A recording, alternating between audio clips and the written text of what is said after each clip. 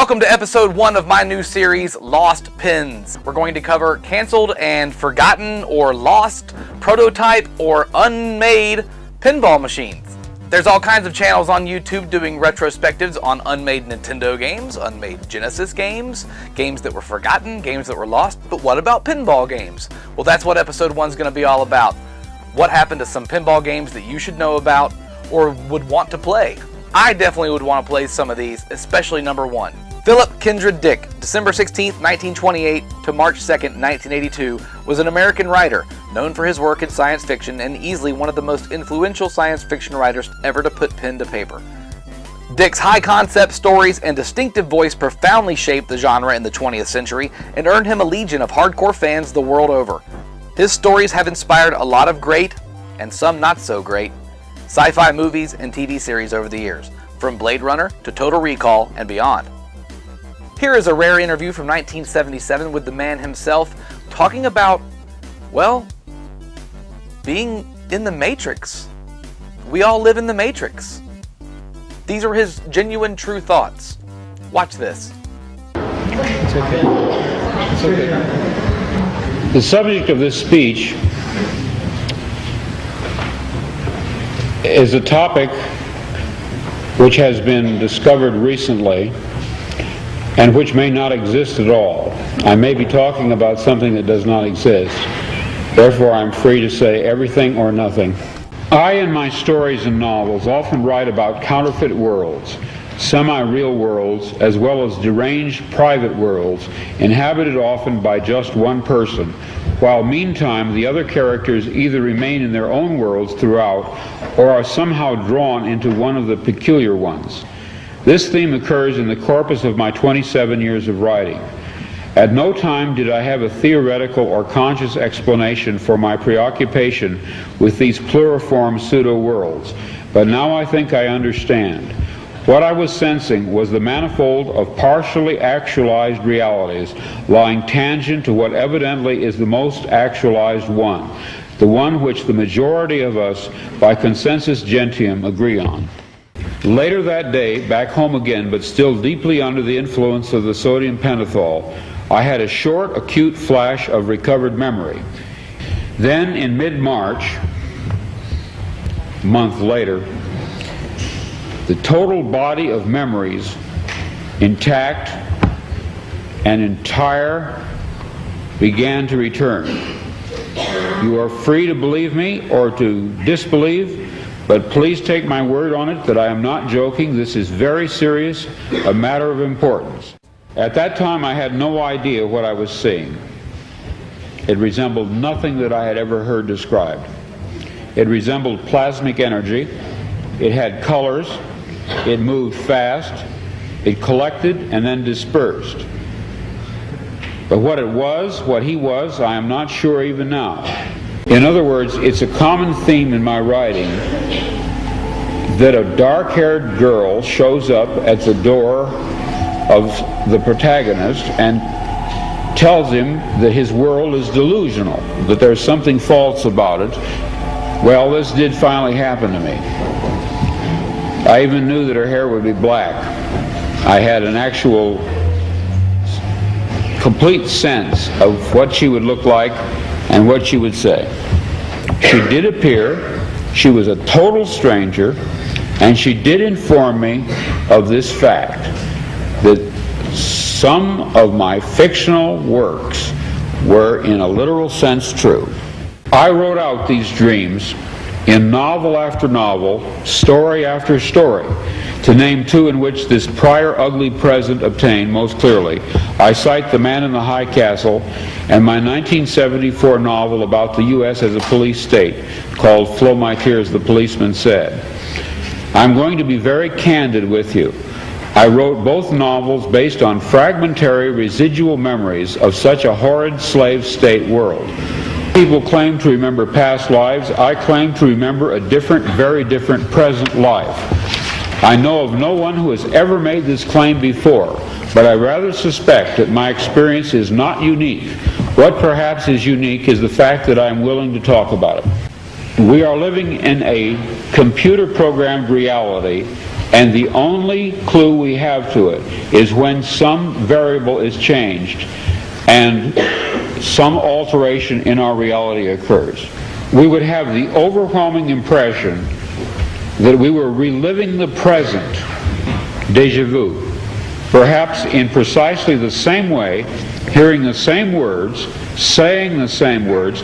I submit that these impressions are valid and significant, and I will even say this: such an impression is a clue that at some past time point a variable was changed, reprogrammed as it were, and that because of this an alternative world branched off. In that interview, he mentioned two specific stories that he felt came from a real place, a possible altered timeline that he had memories of. The first one was The Man in the High Castle, and the second was Flow My Tears, the Policeman Said. The story follows a genetically enhanced pop singer and television star who wakes up in a world where he has never existed. The novel is set in a futuristic dystopia where the United States has become a police state in the aftermath of a second civil war. It was nominated for a Nebula Award in 1974 and a Hugo Award in 1975, and was awarded the John W. Campbell Memorial Award for Best Science Fiction Novel in 1975. The other story is The Man in the High Castle, which proposes a world in which the Nazis have taken over and won World War II and live in America, now run America, there is no more America, is a series right now on Amazon that you could watch. It's really actually pretty good. I've watched the first 4 or 5 episodes. I have not gotten through the whole thing yet. I've just been too busy. I do plan on watching The Man in the High Castle all the way through, and I will let you know my thoughts on that when I get to it. Therefore, no more spoilers or talk about those two things, because what we're here to do today is talk about Total Recall, the pinball machine. Total Recall is a 1990 American sci-fi action film starring Arnold Schwarzenegger, directed by Paul Verhoeven. It's got Sharon Stone, it's got Ronnie Cox, it's got a couple other great actors in it. It's got the guy with 6 kids. It's got Guato. Open your mind to me. Open your mind. Open your mind. Open your mind. It's one of my favorite films of all time, and it's loosely based on We Can Remember It For You Wholesale. The film tells the story of a construction worker who suddenly finds himself embroiled in espionage on Mars and unable to determine if the experiences are real or the result of memory implants. A Total Recall video game was made based on the film, featuring 2D action platformer scenes and top-down racing scenes. A version was released for popular 8-bit home computers Commodore 64, the ZX Spectrum, or the ZX Spectrum if you're the top hat gaming man, and the Amstrad CPC, and popular 16-bit home computers, the Amiga and the Atari ST. The game was developed and released by Ocean Software. Unfortunately, I owned the NES port. The NES version was notably different from the others, being developed by a different team, Interplay, who were subcontracted by Acclaim Entertainment. Interplay defended the changes, however, claiming that their alterations stuck closer to the spirit of the original story, which they said read more like a platformer. In a tie-in with the NES game, the August 1990 issue of Nintendo Power promoted the game for their well-known monthly mail-in contest, with the recall slogan of "Making the Impossible Possible," whereby first prize would be one of the Martian police uniforms, along with a videotaped trip to Hollywood and a chance to meet Arnold Schwarzenegger. Years later, the magazine admitted it was their worst promotion of all time, as the winner did not even get to meet Schwarzenegger until late 1991, a year or so or more after the film had come out, and only then for a handshake, basically. See ya, kid. Thanks.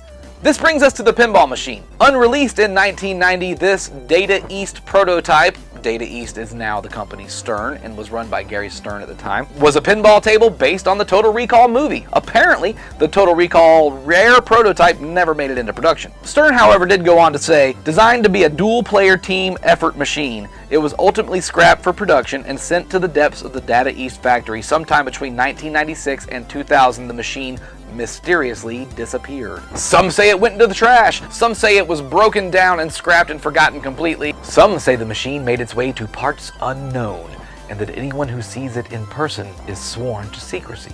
No one knows for sure, and if they do, they're not talking. Had Total Recall been produced as designed, it would remain today one of the most ridiculous pinball machines ever created. It was not meant to be, and will likely never be seen by the public again. I think it looks amazing. It's kind of an A-frame shape with or a V, and you and a buddy would tag team this sumbitch and possibly fight with pinballs back and forth, or at least trade balls around the top area. I think it looks cool. There are head-to-head machines. Joust is one. There's a football, I believe. There's another company that just came out with one that's, and I totally is blowing the top of my head. The name has fallen and gone through the stratosphere. I can't remember the name of it. Dragon something, Demon something. It's a two-head. I'll find footage and we'll stick it in here. Either way, how cool. Total Recall almost had a pinball machine. They had the glass worked up. They had some designs for it. It's got Sharon Stone on the back glass. I would have loved to have seen one of these and played one of these, even if it is the clunkiest, biggest, most ridiculous thing you've ever seen. Thanks for watching. Come back anytime. Let me know down in the comments what you thought of this pinball machine. Would you like to own one of these in your collection? Would you like to take two pinball machines and make them hump into one giant pinball machine to build your own Total Recall machine? Let me know. Thanks.